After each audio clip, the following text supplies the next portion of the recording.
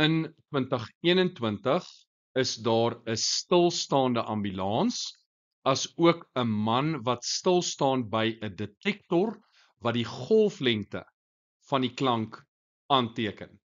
Die frekwensie van die ambulans se sirene is 680 Hz. Die spoed van klank in lug is 340 meter per sekonde. Ons moet vervolgens die golflengte van die waargenome klank bereken.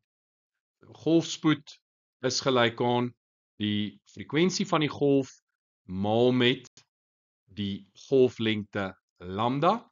So lambda gaan gelyk wees aan die golfspoed gedeel deur die frekwensie, en die golfspoed is 340 meter per sekonde, en die frekwensie is aan ons gegee as 680 Hz.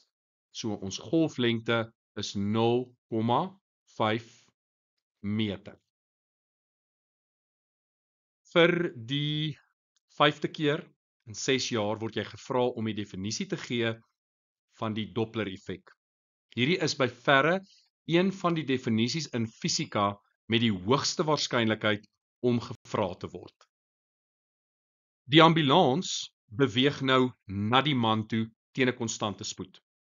Die detektor teken 'n verskil aan van die vorige golflengte van 0,05 meter. Met ander woorde, of meer of minder. En die vraag is nou, hoe sal die afstand tussen die golffronte verander wanneer die ambulans na die detektor toe beweeg? En die antwoord is, dit gaan afneem.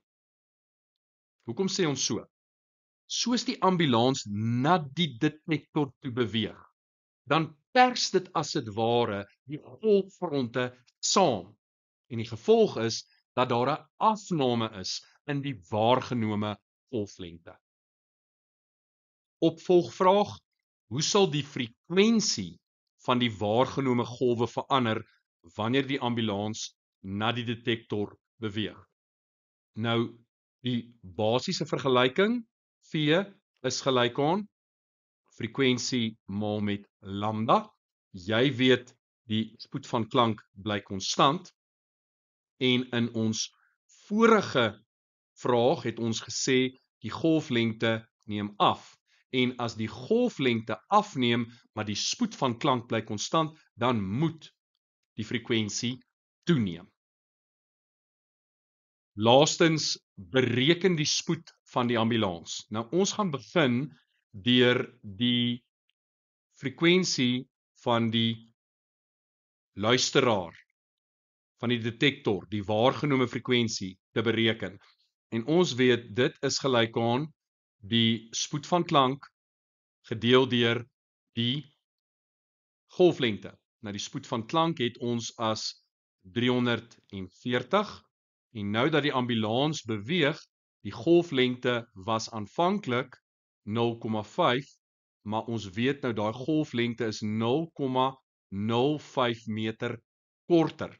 So die antwoord is 340 gedeel deur 0,45, en dit gee vir ons 'n frekwensie van 755,56 Hz. So dit is die frekwensie wat waargeneem word deur die detektor wat by die man staan.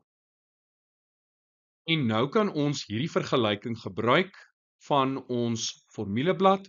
Ons het FL, dit is natuurlik 755,56 Hz, en dit is gelyk aan 340, ons spoed van klank.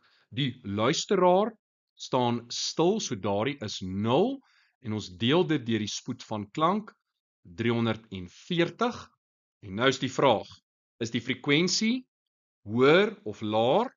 Dit is hoër, en omdat dit hoër is, moet ons VS aftrek. Ons noemer moet kleiner wees, minus VS, en dit maal ons met die oorspronklike frekwensie wat vir ons gegee is aan die begin van 680 Hz. So ons kry die spoed van die ambulans is 34 meter per sekonde, so 122 km/h. Ek hoop maar die man en sy detektor staan nie in die pad van die ambulans nie.